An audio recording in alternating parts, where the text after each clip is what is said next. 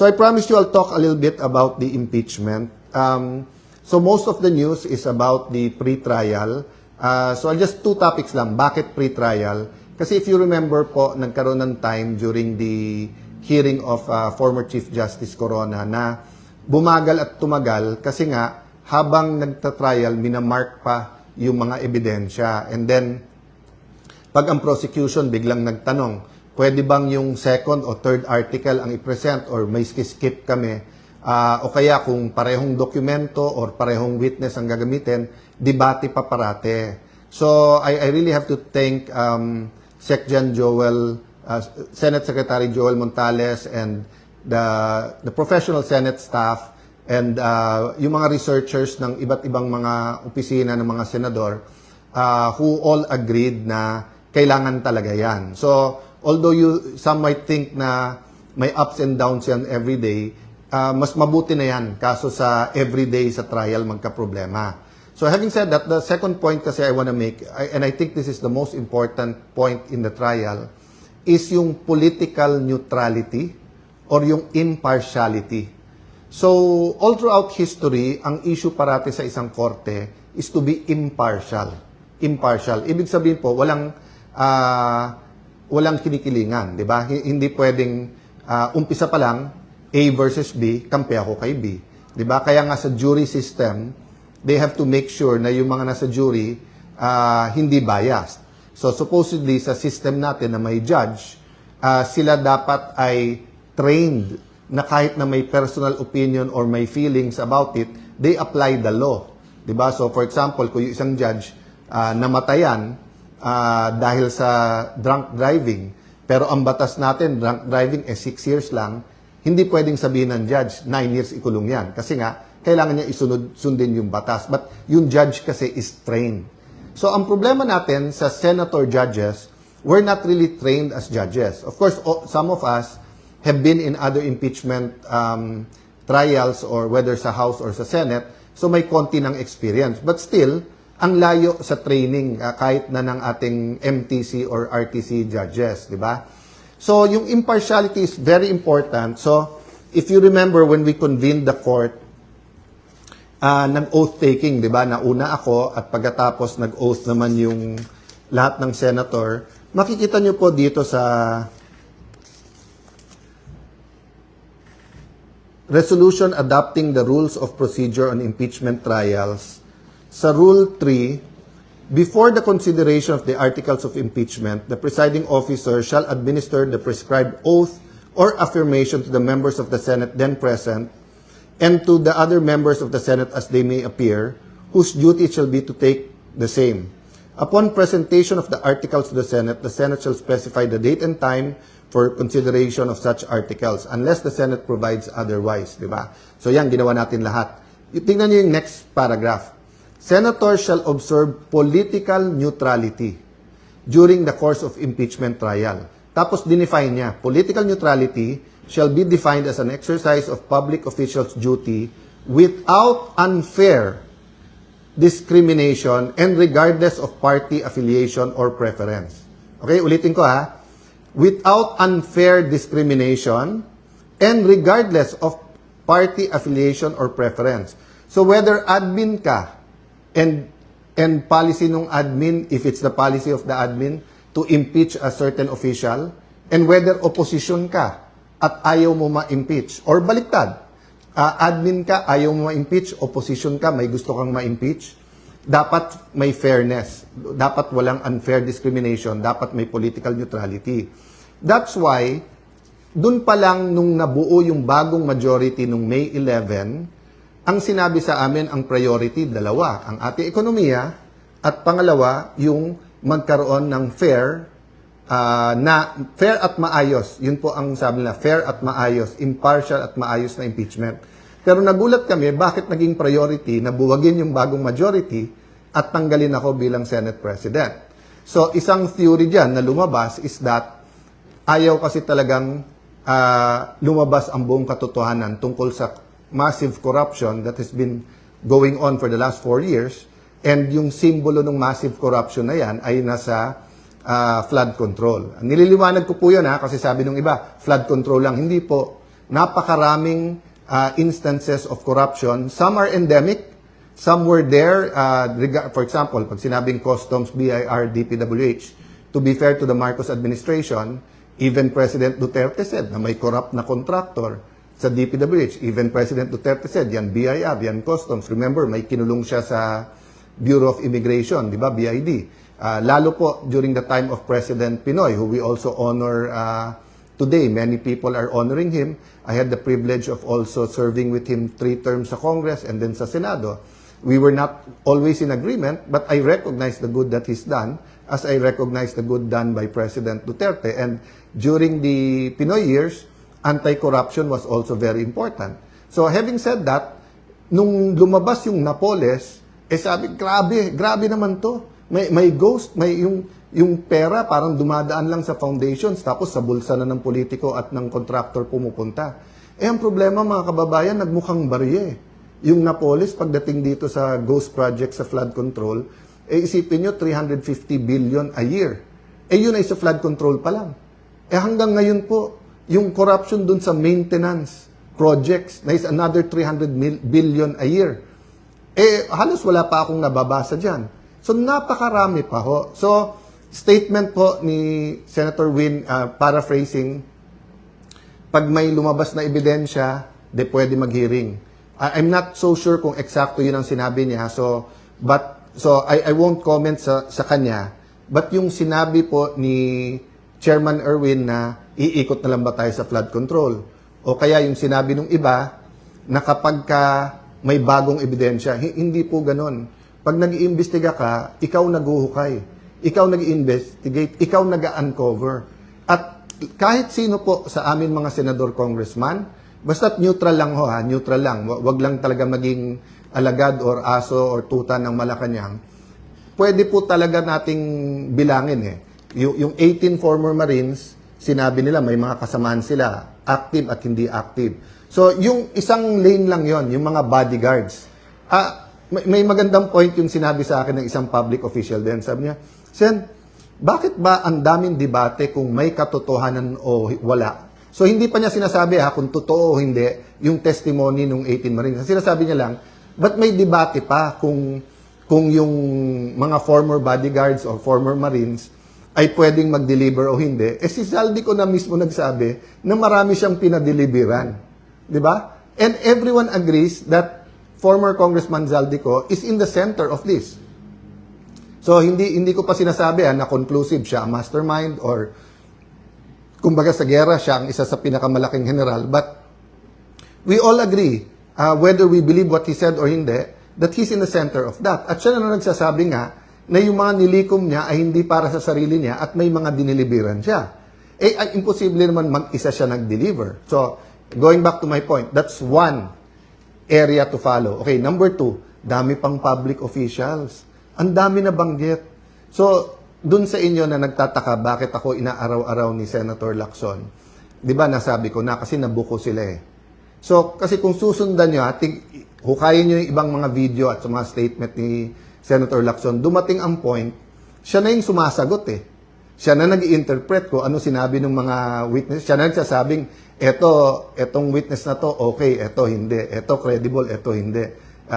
Kinausap daw niya si Yusek Bernardo, nag-deliver daw, pero hindi sa Malacanang o hindi sa mga taga Malacanang. Kung hindi, or hindi sa First Family, pero dito dineliver sa mga opisyal na to. And then ayaw niya patawag yung mga opisyal na yan.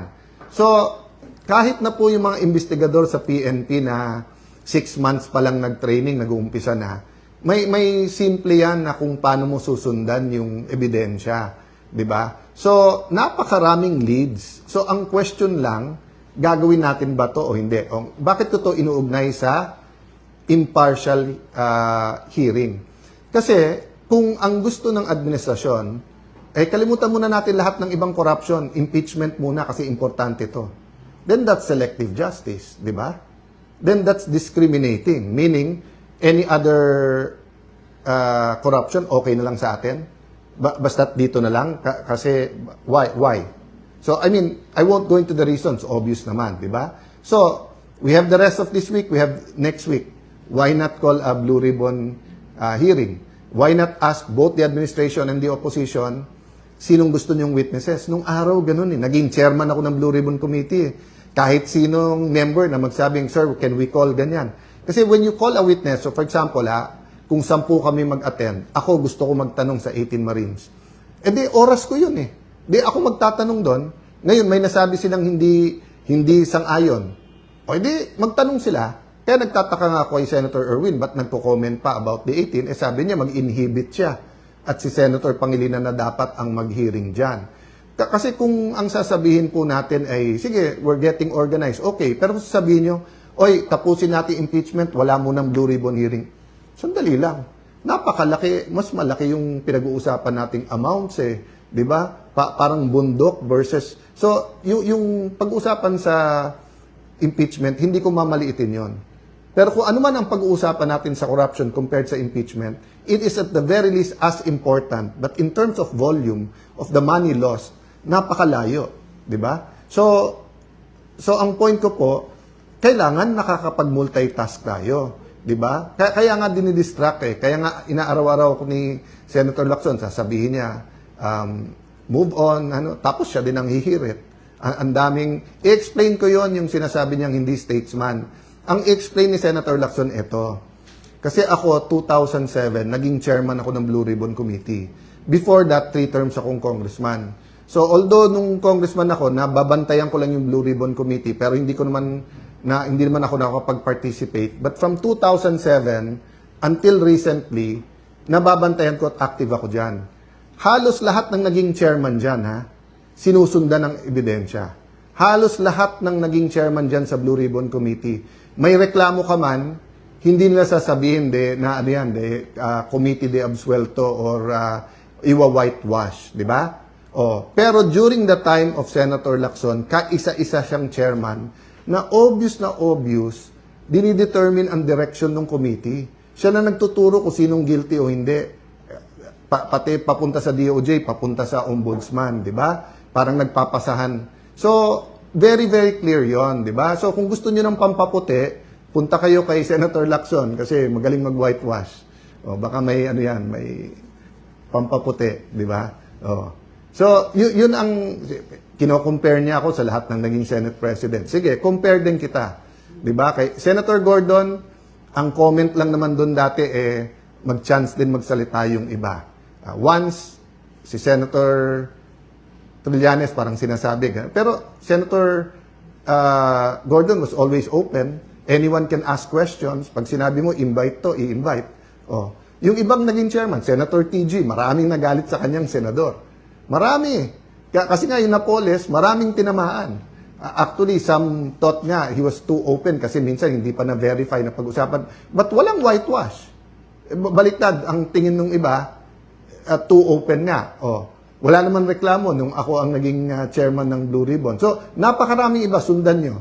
Wala doon. Kaya hindi yung partial report, ngayon pinupuri niya ang ibang kasama natin. Pero nung una, pinupush niya na pirmahan yung report.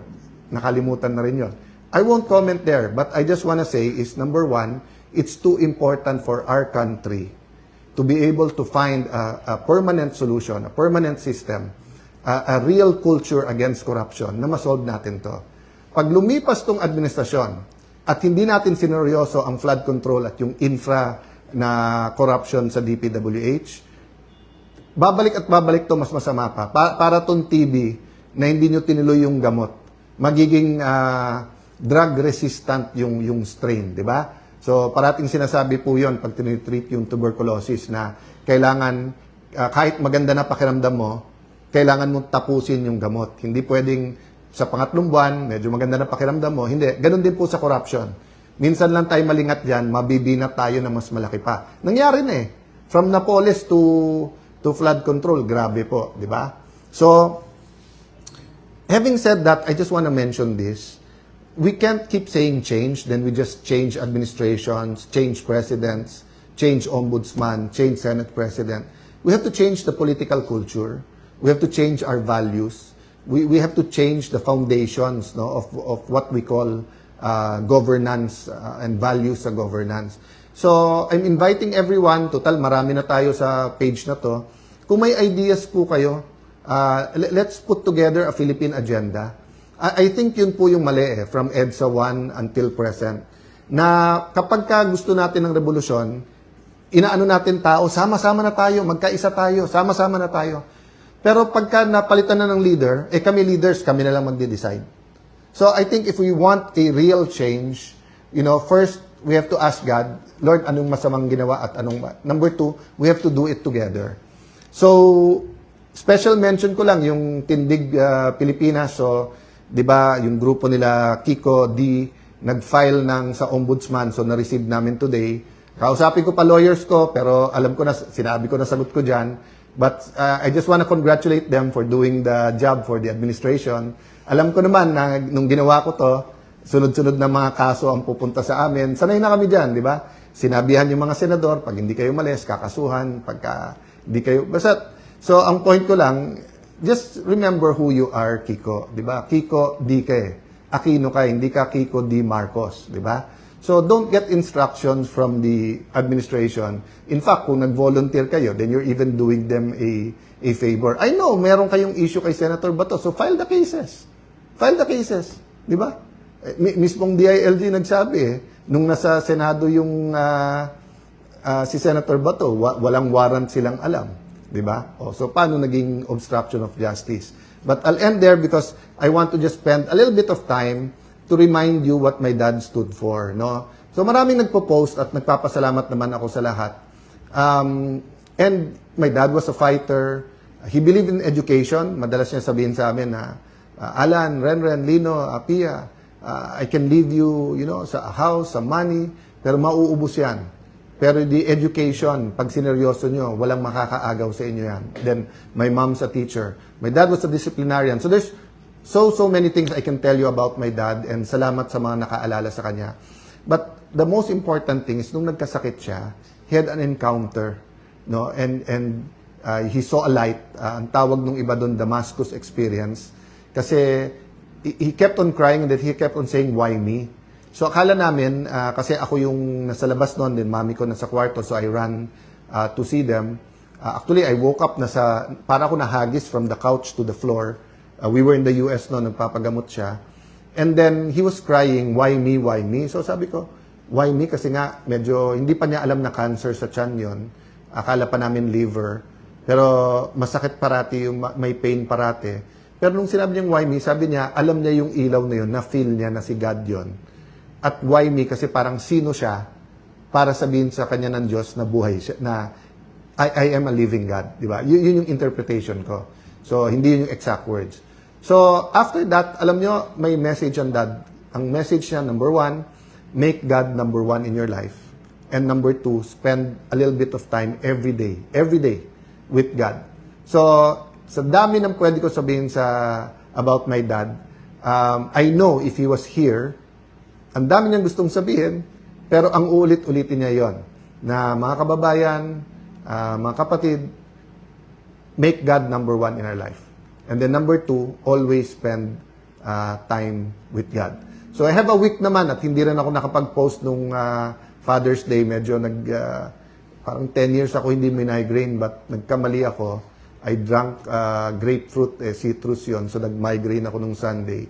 But I can spend naman the next few days telling you also something about Father's Day, about my dad. But what I want to say about Father's Day and about my dad is that hindi tayo pwedeng fatherless.